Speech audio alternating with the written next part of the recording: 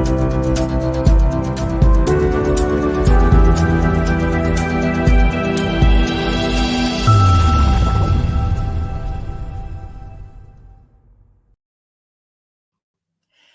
morning, good morning. It is Make It Happen Monday, 9 a.m. here, most Mondays, supporting you to achieve success without stress by sharing stories and strategies, but also inspiring you to ask questions and listen to yourself. And today is no different. Today, the subject is, and we're having a series at the moment about success without stress. What is that for you? And each week we've been had different subjects or topics or themes. And today the planned subject was networking success. How do you network and have success without stress? And how do I make sure I start my thing without having my emails open and you hearing bleeps in the background? So let me get rid of those. That was not my intention for you to hear those bleeps. So let's get rid of those, anything that's going to interrupt us today. Now, Lisa's just joined us. So I'm just going to see. I'll tell you a little bit about who's going to be joining us today. So we have got Lisa, who's coming onto the show shortly. Now, for those of you who haven't met Lisa before, Lisa Newport is from Lisa Newport Style. Please look up her link that's in the show notes above or below, depending whether you're on LinkedIn, YouTube, or Facebook. Lisa is my style coach. This is the wonderful lady who has helped me to have more networking confidence by actually not stressing about what I wear. And when I got bored of my old detective outfit, she was helping me find the new colors and the new image that I wanted for the branding. But she's also the founder of the amazing network called Fab Network. So without any further ado, let's bring Lisa on, who's going to tell us all about what networking success without stress for her is. So welcome, Lisa. Hi, Cheryl. Well, the first thing I need to say about networking without stress is to find the right link before you join. So sorry for my tardiness. But here I am. You're here. And are you in a different setting? I am, and I'm trying to make sure you can't see all the rubbish in the background. So yeah, my mammalian brain's going like, oh, she's in a different room. Where is she? I am. No, I'm in the same room. I've just moved my camera to try and get the light so it's not reflecting really horrendously on my glasses, but it's not working. You're looking gorgeous either way. So it brings us on to then that the subject is networking. You know, when you get success at networking without the stress, what is that for you? What's that like? Networking without stress for me is basically feeling comfortable, feeling relaxed, I think is the key, and not feeling that you have to put a show on, have to sort of pretend you're anything you're not. That, in a nutshell, that's what networking without that's good networking for me. So So what works to be comfortable and relaxed and not feeling like you have to put a show on? What is it that makes the difference? I think for me, when you are welcomed as soon as you walk into the room, so there's either one person or a group of people who are sort of set up to be the meeters and greeters, if you like, to make sure that you know where the toilets are, where you can get a coffee from, maybe what the format of the meeting is, so that you're aware straight away of what's expected of you, I suppose, helps put me in a more relaxed situation. I do like to have that information beforehand as well, so I know things like, for me, it's about parking, is there a car park? Am I going to be able to find it easily? What's the postcode? All those things, if it's a physical space. And if it's an online network, still, I'd like to know the format of the meeting so that I know what to expect. I know what to have ready. I know how to prepare for the meeting, because like any other business meeting, for me, networking is actually a business meeting. So it's about being prepared for it. So if I can go into somewhere that is, I know exactly what to expect, that helps me. Yeah. So those who've watched the series before, you'll know I talk about the mammalian brain. That's the part that wants to know what the rules are around here. And so what you're saying is, if you've got that in advance and you've got the agenda, you know what's going to be done, and there's people there to meet and greet you.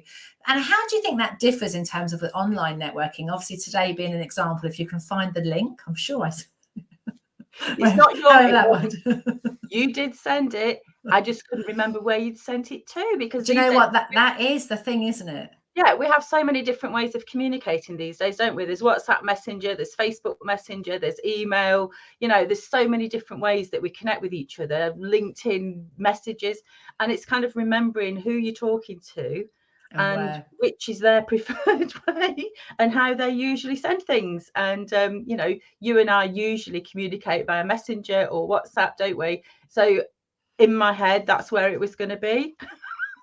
And of course it wasn't. You sent me an email. So, it's I think in terms of online, it's about making sure that people have that information as well in advance. For me, with my networking meetings, I make sure that people are aware of the agenda, what's expected.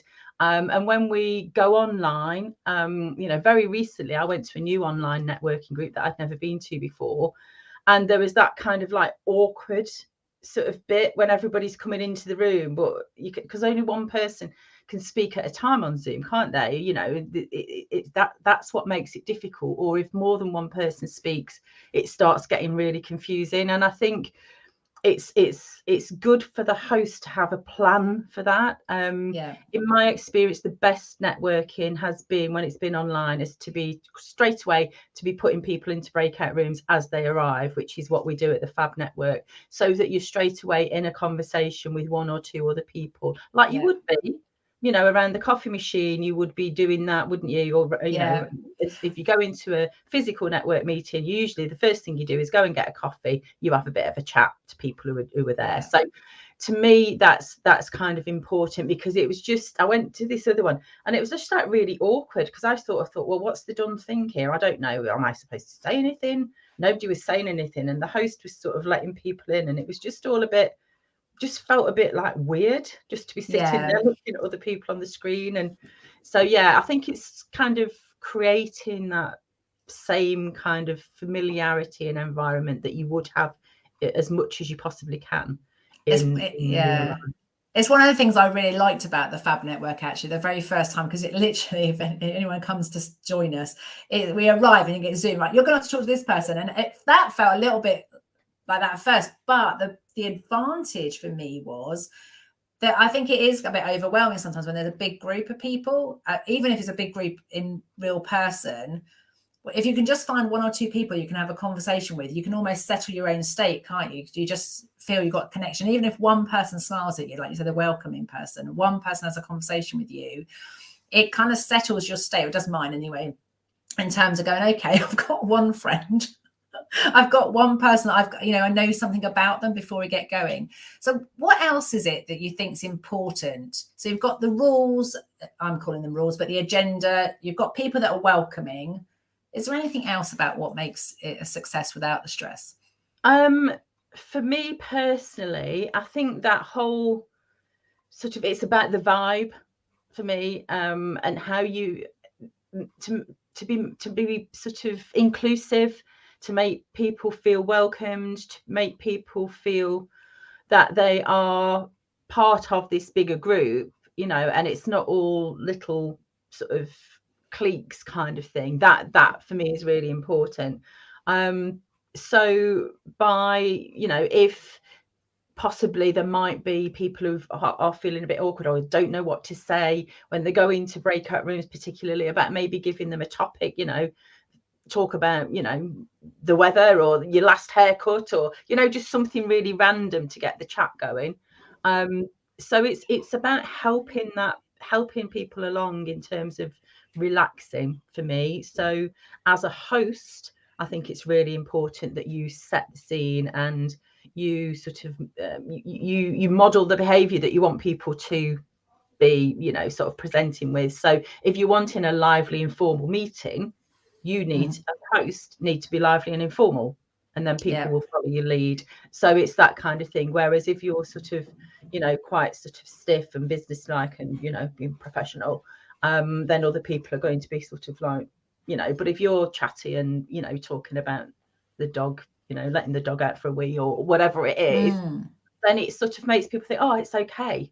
you know, that it's okay for, you know, if the dog comes in and I get interrupted, that's going to be okay. You know, or you know, there was one lady who rocked up at of her first meeting, and she sort of said within the first 5 minutes she felt okay to say, well actually I'm in my pajamas, and it's like none of us would have known, but she felt okay to share that, and straight away she felt really welcome and comfortable.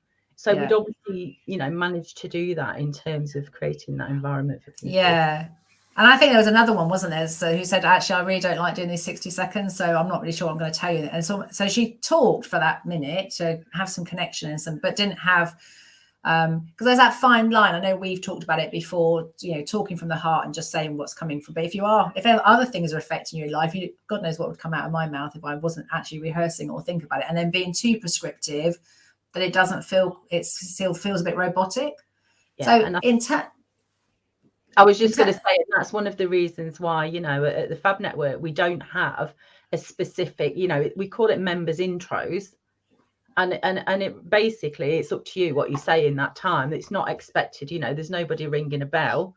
You know, or I've been in meetings where people have wafted things at you because you're going to your minute or holding a paddle up, you know, so it is a fine line, but it's, you know, it's equally absolutely fine if someone, you know, like yourself, has got a prepared script almost, and that's what they feel comfortable with. Nobody's going to be sort of disrespectful of that. But on the other hand, it's equally okay to just go, actually, you know, I'm Lisa and this is what I do. And, you know, I don't really know what else to say. So talk to me later. You know, it doesn't matter. It doesn't matter. Nobody remembers them anyway. You know, how many times have you know, sort of, I know I've been in networking meetings loads of times and been sitting there and thinking, and I'm not really listening to what's being said because I'm just waiting, thinking, oh, is it my turn next? I wonder if I'll be next. And now they're going around the table. So that's one other thing as well that I always do, is make sure that people know they're coming up next. So I'll say, you know, and I'll do my minute, and then it'll be Cheryl, and then after Cheryl it will be X, you know, so that people can be mentally ready to do their bit. It's a really important part of the process, because that mammalian part of the brain that you say is a bit sort of nervous. If you haven't done it before and you're still trying to think about what you're going to do, the reason I think about it beforehand is so that I can listen. Otherwise I'm thinking about what I'm going to say instead of listening, which is, you know, my training tells me I shouldn't do that. But I think the other thing is that you are sort of worried about being ready, aren't you, rather than being present and actually hearing what people say. And I think it is important to remember that if you've got 20 people in the room and a lot of them are new to you, even with the best listeners in the world, there's only so much new information that a human being can take on board. So they're not going to remember all of it. That's why those breakout rooms, aren't they, and follow-up conversations are so important. Yeah, and making notes. You know, I recommend to people that they make notes that help them remember about that person, so that when you do go in a breakout room or you're chatting to someone later, you've got something to, you know, sort of pick up on and talk about. So, you know, I generally make notes when I'm in networking meetings as people are doing their introductions, so that, you know, I've got something that I can remember them by, or I might even just write, you know, pink coat or whatever it is to help me.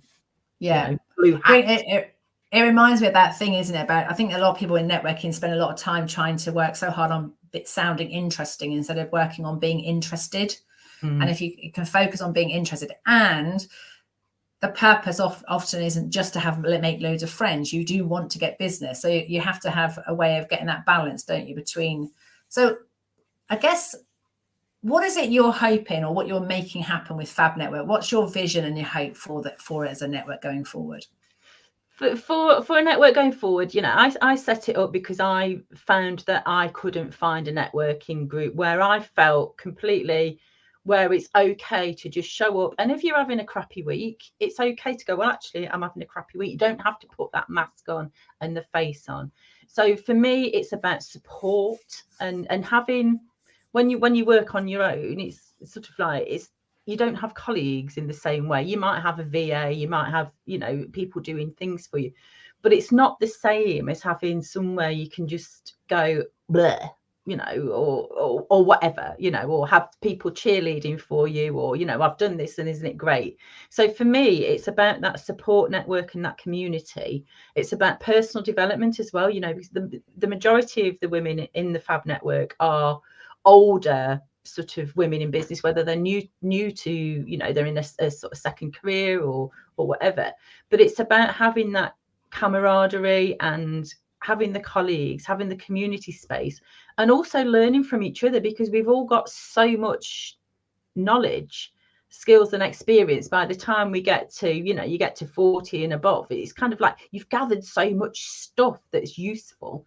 And I think sharing that, so it's a sharing space and a supportive space. And I think for me, it's the business side of it, or business between each other, is secondary. Right. So there is no lockout, there's no professional lockout, you know, and it's about that feeling that somebody's got your back, basically, and that you've got a safe space where you can rock up and say, look, I need a bit of help. Or, you know, similar to yourself, the other week you were talking, you know, a bit of market research, what do you think about this, ladies? And, you know, that kind of thing, without any judgment,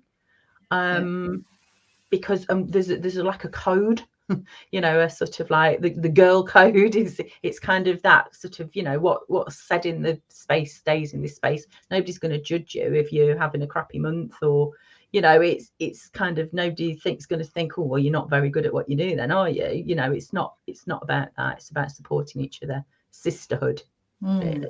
So and taking that further, the next step is, you know, currently we've got sort of like 2 online meetings and then a face-to-face one, which is currently, the face-to-face one is in Nottingham, because that's where I live. But, you know, my plan is to have those face-to-face meetings dotted around the country with, you know, hosts, ambassadors, whatever you want to call them, somebody else running the meeting, so that we can actually all experience the face-to-face, because it doesn't matter whatever you say.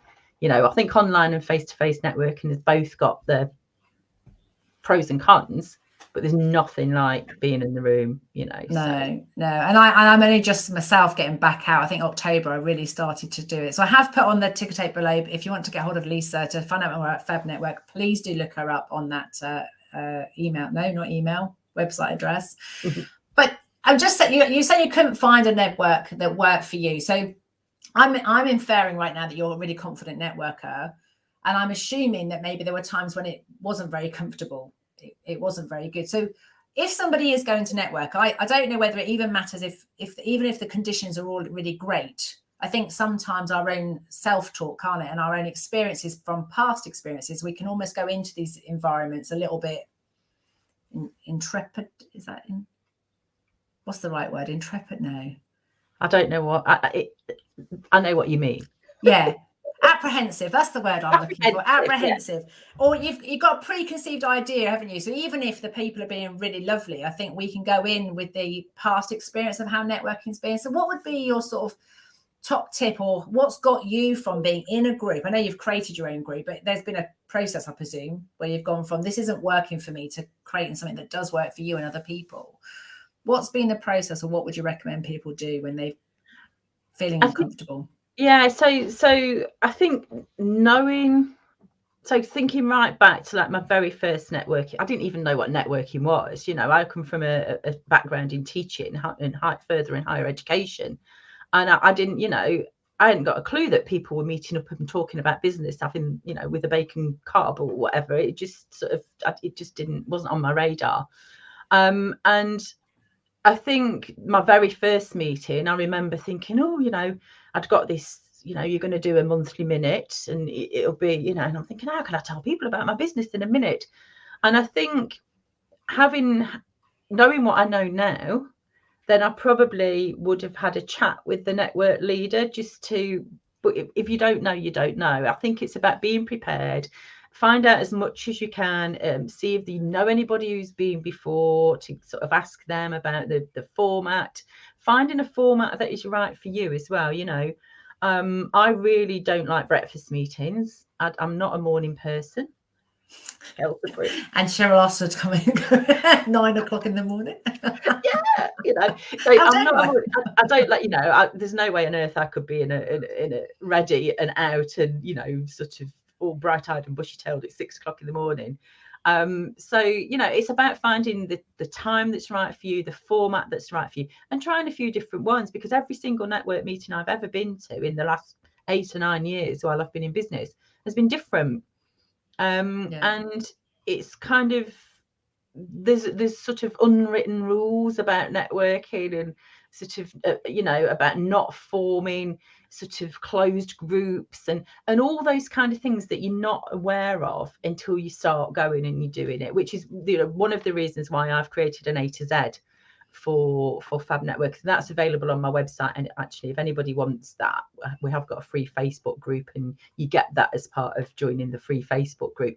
But I think it's kind of being prepared would be the thing, finding out about what's expected of you, and just things like getting yourself into the best possible, you know, your what I call confident state. So comfortable and confident. So it's kind of, you know, dress codes. Is there such a thing these days?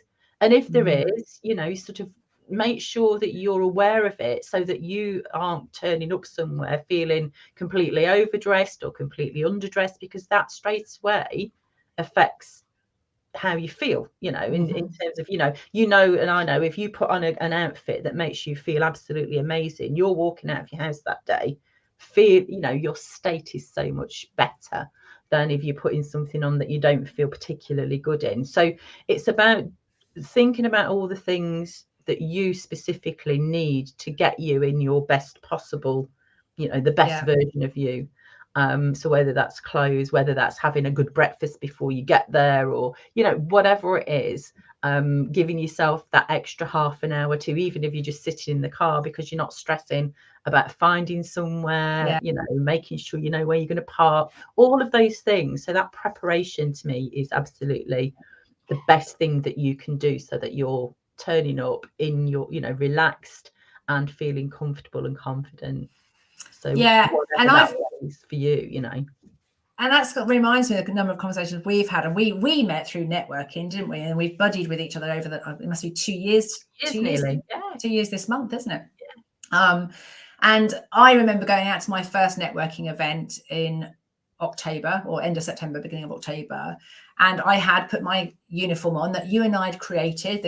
It was my look that I was going to go for, and I felt amazing in it. But when I got to the networking, having not been out to face-to-face networking for ages, it was really interesting that first day, because I went there and everybody else was in jeans and sort of polo shirts and very, very casually dressed, all really, really high heels, like really, really, really smart. And I remember talking to you afterwards about it, because it was like I'd gone with my look, but then I still didn't feel like I fitted in.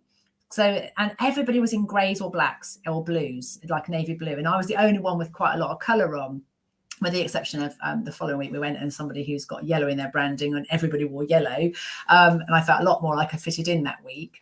So I think there's also something about, you have to really get clear what's important to you, don't you? And what you want your clothes to say, what you want your words to say.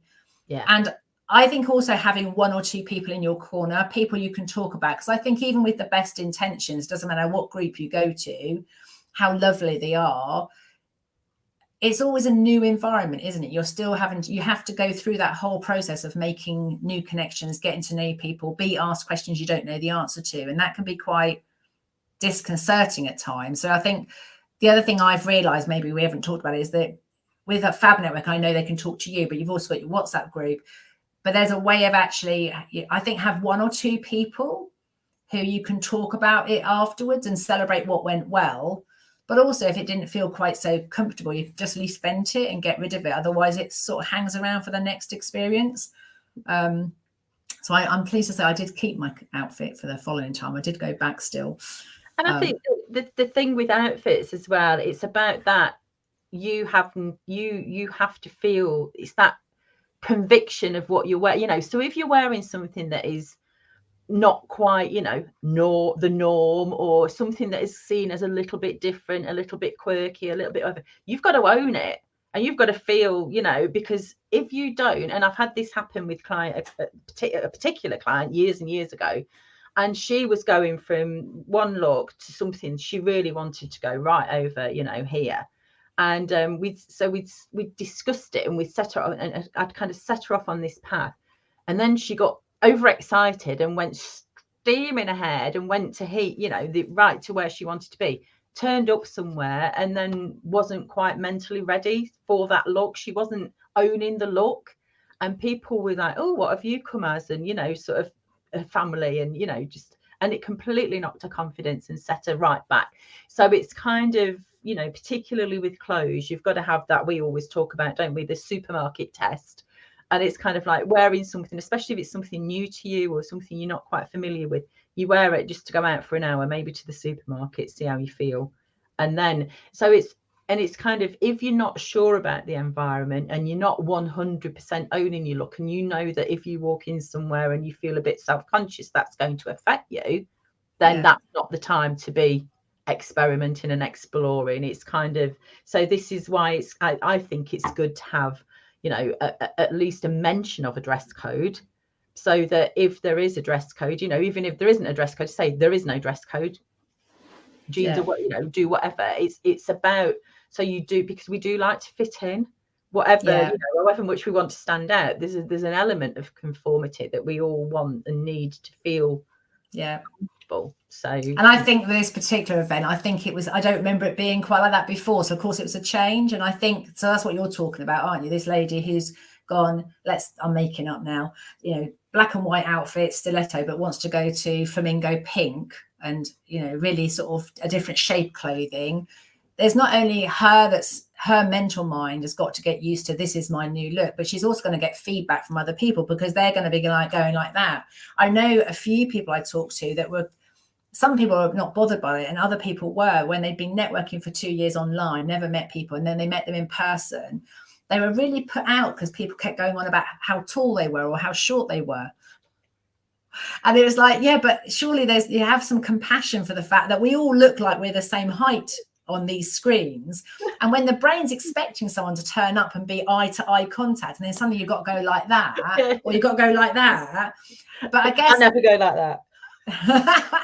Well, because you're one of those shorter persons that I have only just. I'm 5'3.5".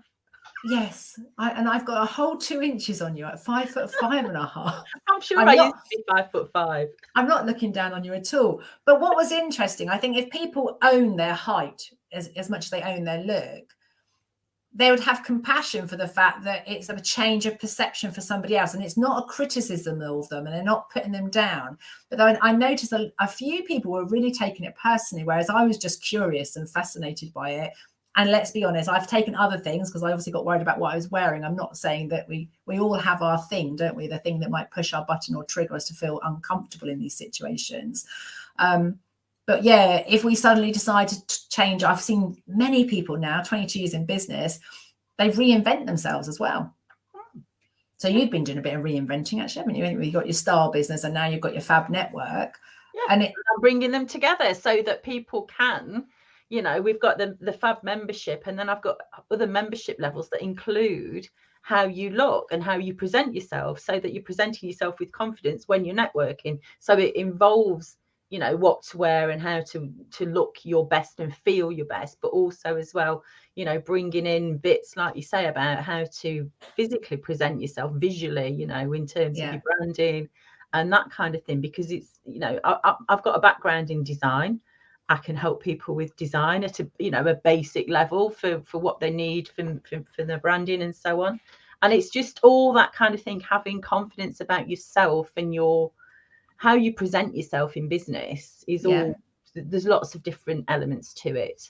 And to, we're visually conveying with how we look, whether it's what we're wearing or, the graphics that we use or whatever, they're all sending out messages, the colours, the psychology of colour, everything is all sort of tied up with the message that we're conveying. And it's kind of like, you need to have clarity on that, so that, because people, whether it's subconsciously or not, are making judgments, making decisions about all of those things. Yeah. So.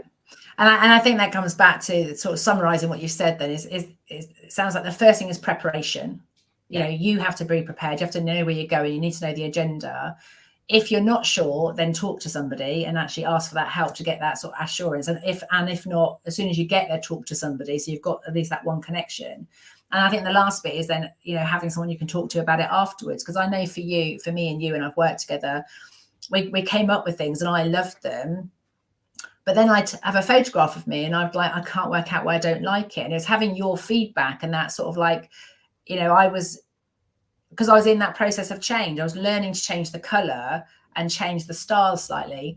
And I was by my own rules, not anybody else's, by the way, my own rules. I was getting what I would call my casual and my sort of up-leveled muddled up. And so for me, there was something that didn't quite look right about it. So I was criticising it. Therefore, then if anybody else criticised it, I would have been on wobbly ground because I wasn't confident with it. And I think everybody will make their judgments of us. They'll say we talked too fast, didn't talk enough, didn't say it clearly enough, said too much, too smart, too casual, whatever it is. And I think that what I've taken from our time together and also the time of working with you is that you have to like who you are and be really confident and really comfortable with who you are. And the irony is we often need to have a group we can go to where they accept us as we are, as part of the process to be confident and comfortable with who we are. And that, I think that's the challenge we have in life, is sometimes we have to go to these spaces when we're not quite there yet. And with the right environment, which I know I definitely get from Project Fab, which is your style group. It's been an absolute joy being part of the group there and supporting each other. And Fab Network, as it's launched this year, is proving in the business world now to create the same environment. So it's been absolutely fabulous to have you here. Should have said fabulous beforehand. Is there anything else you want to say before we call today's show to an end? Well, just to, if there are any women in business who are watching this and like the sound of what we've been talking about, come along and give us a try. Our next meeting is in Nottingham. So if you're able to get to Nottingham, I know people are travelling quite some way, including yourself, Cheryl. I am. On the 13th of December. But January and February, our meetings are back online. And if anybody wants to try, shout me up and I'll give you a golden ticket. A freebie ticket. If you've not been before, you want to come and have a look at it and then see how we roll, then come and have a go for free. Try before you buy. Fabulous. Yeah, like you say, try them out, find out if that time works for you, whether that's got the right vibe for you. And I know that between me and Lisa, we'd be happy to chat to you, because maybe that's not the right group for you, but you'll find somewhere else. So, and I've just seen that someone's joined us and we've got a message before I go off. Loretta, Larissa's part, we feel a compulsion to fit in. Yeah, it's human nature. It's part of feeling safety in numbers. And obviously we don't feel safe in the group, it doesn't work so well. So massive thank you for being with us today, Lisa. Thank you for I'm just going to bring the show to a close, and I will catch up with you shortly. It won't be a moment. So as always, we're going to come to the end. You've been listening to both Lisa and I, and the invitation now is to take a moment to listen to yourself. What is it that you'd like to have happen? Now that you know about Success Without Stress with networking, what would you like to have happen? Just take a moment and check in with yourself, because consuming all of our information is great. But if you don't take that moment to check in with yourself, it'll just be another lot of stuff that you're carrying around in your head. And for that to happen, how do you need to be?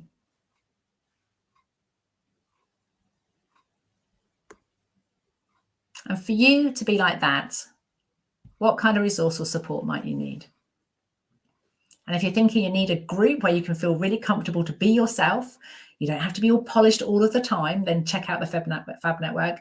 And even if the thought to go in any group seems a bit of a problem, then please do chat to me. Without any further ado, that brings us to the close of this show. I'm talking next week about play and the importance of play in business with a lovely lady called Debbie John. And until then, I'll see you soon.